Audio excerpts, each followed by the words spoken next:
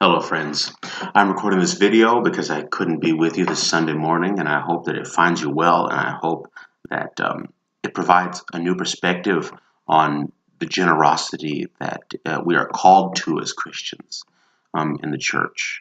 Uh, I have been so thoroughly blessed by you over the past few years, just since I came to be a member of Ada First and to be a part of the congregation. I recognized what generous and wonderful people of spirit that we can be.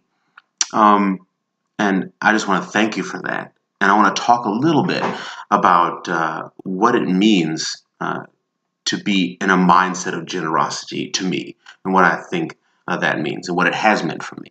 The congregation has blessed me with being kind and loving and concerned and generally helpful, with advice and second chances, all manner of things like that. But also been practical in some very resource heavy ways. Like, for example, I'm living in the house of a church member at this very moment.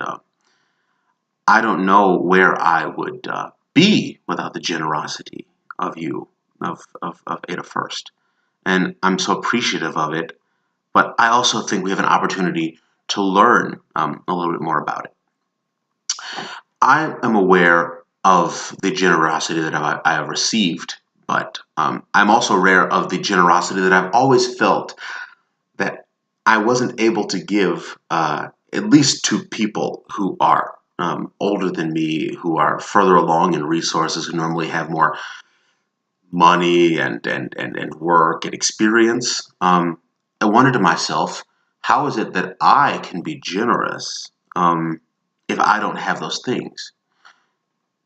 And it occurs that generosity maybe isn't just about what you have physically to give, be it money or real, like, sort of resources or gifts, physical gifts, but they can also be spiritual generosity as well. I think I have talents that I hope have benefited you all. And for sure, you all have gifts of spirit and resources that have absolutely benefited me. But I believe the nature of this thing to be that it reminds me a little bit of a potluck. And we know, as Methodists, a lot about that, right? If if I have nothing but pasta in my house, and you have nothing but cake at your house, we could both be very bored with that.